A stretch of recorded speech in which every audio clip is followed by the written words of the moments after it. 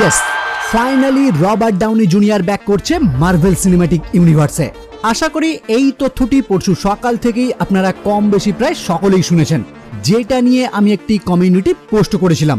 কিন্তু তারপর থেকে বহুজন আমাকে রিকোয়েস্ট করছে এই নিয়ে দাদা একটি ছোট্ট ভিডিও চাই।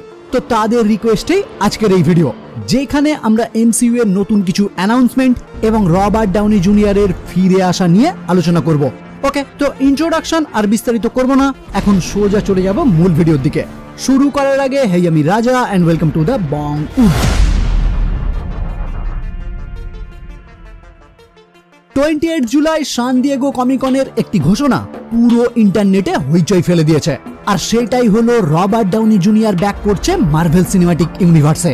যদিও সেটা ডক্টর ভিক্টর ভন ডুম রূপে, কিন্তু আরডিজে ফ্যানেরা এই নিউজে বেশ এক্সাইটেড। আর হবেই না বা কেন, যার মাধ্যমে মার্ভেল সিনেম্যাটিক ইউনিভার্সের সূচনা আর যার মাধ্যমে মার্ভেল সিনেম্যাটিক ইউনিভার্সের শেষ।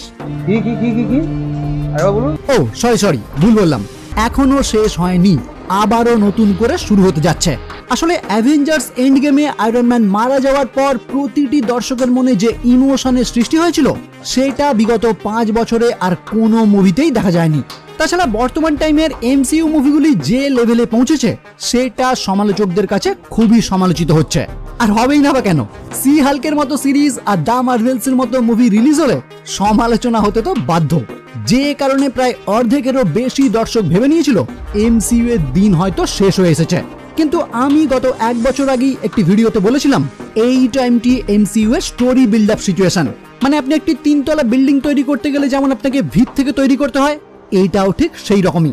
তাই ভালো কিছু দেখতে গেলে আপনাকে একটু তো ওয়েট করতেই হবে, আর সেই টাইম ফাইনালি আসতে চলেছে। তবে নিরাশার বিষয় হলো অ্যাভেঞ্জার্স 5 মানে অ্যাভেঞ্জার্স দ্য ক্যাং ডাইনেস্টি রিলিজ হওয়ার কথা ছিল 2025-এ, কিন্তু সেই মুভি ডিলে হয়ে রিলিজ হবে 2026-এ, আর তারই নাম বদলে রাখা হয়েছে অ্যাভেঞ্জার্স ডুমসডে। আসলে ক্যাং চরিত্রের অভিনেতা জনাথন মেজর্স আইনি জটিলতায় জড়িয়ে পড়ার পর এমসিইউ তাদের বহু প্ল্যান চেঞ্জ করতে বাধ্য হয়েছে, কারণ জনাথন মেজর্সকে চেঞ্জ করে তার জায়গায় নতুন কোনো অভিনেতাকে তারা নিয়ে আসতে চায়নি। যে কারণেই অ্যাভেঞ্জার্স দ্য ক্যাং ডাইনেস্টি স্টপ করে তার জায়গাতেই প্ল্যান করা হয়েছে অ্যাভেঞ্জার্স ডুমসডে। মানে ক্যাং ডাইনেস্টিতে আমরা ভিলেন হিসেবে দেখতে পেতাম ক্যাংকে, কিন্তু এখন অ্যাভেঞ্জার্স 5-এ আমরা ভিলেন হিসেবে দেখতে পাবো ডক্টর ডুমকে, যে চরিত্রেই অভিনয় করবেন মিস্টার রবার্ট ডাউনি জুনিয়র। না, ভিলেন শুনেই এখন থেকে মন খারাপ করার কিছু নেই, কারণ মার্ভেল কমিকের সবথেকে স্মার্ট ভিলেন যদি কেউ থেকে থাকে, সেটা ওয়ান অ্যান্ড অনলি ডক্টর ডুম। আর কমিকনে আরডিজে কি বলেছে সেটাও একবার শুনে নিন। নিউ মাস্ক সেম টাস্ক, মানে নতুন মুখোশে তিনি একই কাজ করবেন যেটা তিনি আয়রন ম্যান রূপে করতেন। মানে খুব সম্ভবত আয়রন ম্যান হিসাবেই তিনি হবেন ডক্টর ডুম।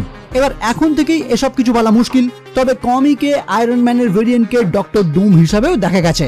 তাই অন্য কোনো ইউনিভার্সের টনি স্টার্কই হতে পারে ডক্টর ডুম। কিন্তু না, আমার কথা একদম ফাইনালি ভেবে নেবেন না। মুভির গল্প কি হতে পারে সেটা পুরোপুরি ডিপেন্ড করছে রুশো ব্রাদার্সের উপর। হ্যাঁ, একদমই ঠিক শুনেছেন, খুব সম্ভবত অ্যাভেঞ্জার্স 5 এবং 6 দুটি মুভিরই ডাইরেকশন দিতে চলেছে এই রুশো ব্রাদার্স, যারাই অ্যাভেঞ্জার্স 3 এবং 4 ডিরেক্ট করেছিলেন। তাই ডিরেক্টর ওয়াইজও দেখতে গেলে আবারও বক্স অফিসে ঝড় তুলতে চলেছে এই দুই মুভি। আর যেখানে আরডিজে স্বয়ং আবারও ফিরছে, সেইখানে ঝড় থামানো মুশকিল। তাই এখন শুধু অপেক্ষা 2026-এর। কিন্তু না, আমার মনে হয় না রবার্ট ডাউনি জুনিয়রকে দেখার জন্য এতটাও ওয়েট করতে হবে, কারণ এই কমিকনেই আরো যে সকল মুভি সম্বন্ধে কথা হয়েছে, তার মধ্যেই রয়েছে ফ্যান্টাস্টিক ফোর ফার্স্ট স্টেপ, যেটা রিলিজ হতে চলেছে 2025-এর জুলাই। আর ডক্টর ডুম যেহেতু ফ্যান্টাস্টিক ফোর কমিকের মেন ভিলেন, তাই খুব সম্ভবত এই মুভিতেই হয়তো আমরা তার একটি ঝলকও দেখতে পারি। আর যদি মুভিতে না দেখা যায়, তাহলে পোস্ট ক্রেডিট সিনে অবশ্যই তাকে দেখা যাবে, যে গল্পই কানেক্ট করবে অ্যাভেঞ্জার্স ডুমসডেকে। অ্যাভেঞ্জার্স ইনফিনিটি ওয়ারে আমরা যেমন দেখেছিলাম থ্যানোস সকল হিরোকে হারিয়ে নিজের লক্ষ্য পূরণ করেছিল, খুব সম্ভবত ডুমসডেতে ডক্টর ডুমও আমাদের সকল হিরোদের হারিয়ে জয়লাভ করবে। আর সেই গল্পই গিয়ে 1 বছর পর মানে 2027-এ অ্যাভেঞ্জার্স সিক্রেট ওয়ার রূপে কমপ্লিট হবে, যেখানেই এই মাল্টিভার্স সাগাও শেষ হবে। তবে একটা জিনিস একবার ভাবুন, আমাদের হিরোরা মানে আমাদের ইউনিভার্সের অ্যাভেঞ্জার্সরা যখন টনি স্টার্ককে ভিলেন হিসাবে দেখবে, তখন তাদের অবস্থাটা কি রকম হবে। যদিও এই রকম এক্সপেরিয়েন্স আমাদের এর আগেই হয়েছে, কারণ doctor strange multiverse of madness মুভিতে ডক্টর স্ট্রেঞ্জের এভিল ভেরিয়েন্টকে আমরা অলরেডি দেখেছি। আর এখানেও হয়তো টনি সেই রকমই কোনো এভিল ভেরিয়েন্টকে ডক্টর ডুম হিসেবে দেখা যাবে। তবে আমরা টনি স্টার্ককে ডক্টর ডুম অবস্থায় দেখে যতটা হতবাক হই না কেন, পিটার পার্কার মানে স্পাইডারম্যানের অবস্থা কিন্তু এই রকম হবে। যাই হোক, লাস্ট শুধু এটুকুই বলবো, আরডিজে কে ডক্টর ডুমের চরিত্রে অভিনয় করতে দেখে খুশি হলেও আয়রন ম্যান রূপে তাকে দেখা কিন্তু চরম আনন্দের। আশা করব সেই আনন্দ থেকেও আমরা বিতাড়িত হব না, কারণ আয়রন ম্যানের তো শুধু একটি ভেরিয়েন্ট না, অগণিত ভেরিয়েন্ট রয়েছে। তাই আরডিজে কে ডক্টর ডুম রূপে দেখা গেলেও তার সামনে এই রকম কোনো আয়রন ম্যানকে হাজির করা হোক যে চরিত্রেও অভিনয় করবেন আরডিজে, যেমনটা আমরা দুটি ডক্টর স্ট্রেঞ্জকে ফাইট করতে দেখেছি, তাহলে ফ্যানদের সকল আশাই কমপ্লিট হয়ে যাবে। আর ডক্টর ডুমকে নিয়ে বেশি কিছু বলার নেই, কারণ এই ক্যারেক্টারের অরিজিন ভিডিও আমি অলরেডি বানিয়ে রেখেছি। তাই যদি কেউ এখনো সেই ভিডিওটি দেখতে বাকি থাকেন তাহলে অবশ্যই এই ভিডিওর এন্ড স্ক্রিনে দেওয়া ভিডিও চেক করে নেবেন। কমিকে ডক্টর ডুমের বহু গল্প আছে আপনাকে মুগ্ধ করে দেওয়ার মতো, কিন্তু মুভিতে সেই সকল স্টোরির মধ্যে কোন স্টোরি অ্যাডপ্ট করবে সেটা যতদিন না টিজার বেরোচ্ছে কিছুই বলা যাবে না। তবে হ্যাঁ, এইটুকু বলতে পারি, আয়রন ম্যান আরডিজে হিসাবে যতটা না নাম করেছিল তার থেকে অনেক বেশি কিছুই হতে চলেছে ডক্টর ডুম রূপে। যারা কমিক সম্বন্ধে জ্ঞান রাখেন তারা আশা করি বুঝতে পারবেন আমি কেন এই রকম কথা বলছি, কারণ তারা অলরেডি জানেন ডক্টর ডুম ক্যারেক্টারটি কি রকম জিনিস।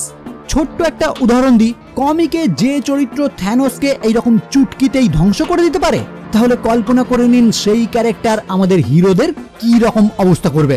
ওকে, তো ভিডিও আর বিস্তারিত করব না, কারণ একটি টপিক নিয়ে শুরু করে আমি অন্যদিকে ডাইভার্ট হয়ে যাচ্ছি। যতটা জানানোর ছিল আপনাদের জানিয়ে দিলাম। এবার আপনারা আমাকে কমেন্ট করে জানান ডক্টর ডুম হিসাবে আরডিজেকে দেখার জন্য আপনারা কতটা উৎসুক।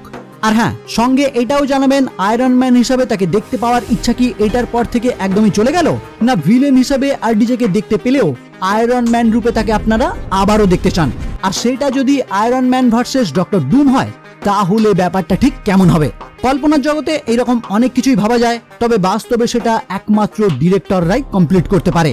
তাই এখন শুধু সময়ের অপেক্ষা। একদম লাস্ট জানিয়ে দিই, আরো দুটি মুভি নিয়ে এই কমিকনে কথা হয়েছে। প্রথমত captain America brave new world, যে মুভির টিজার অলরেডি মুক্তি পেয়েছে, আর এই মুভিও মুক্তি পেতে চলেছে 2025-এ। আর দ্বিতীয়ত থান্ডারবোল্টস, যেটাও মুক্তি পাবে 2025-এ। তো এই কয়েকটি মাত্রই মুভি নিয়ে কথা হয়েছে লেটেস্ট কমিকনে, কিন্তু এই সমস্ত কিছুই ফিকে করে দিয়েছে আরডিজের রিটার্ন নিউজ। ওকে, তাহলে আজকের মতো এই পর্যন্তই। আমার এই ভিডিও যদি আপনাদের ভালো লেগে থাকে তাহলে অবশ্যই ভিডিওটি লাইক এবং শেয়ার করবেন। আর আমার চ্যানেলে যদি প্রথম হয়ে থাকেন তাহলে চ্যানেলটি সাবস্ক্রাইব করে বেল আইকনটি ক্লিক করে দেবেন, যাতে পরবর্তী ভিডিও সবার আগে পৌঁছে যায় আপনার কাছে। তাহলে আজকের মতো এই পর্যন্তই, দেখা হচ্ছে পরের ভিডিও নিয়ে, আর ততক্ষণের জন্য বাই।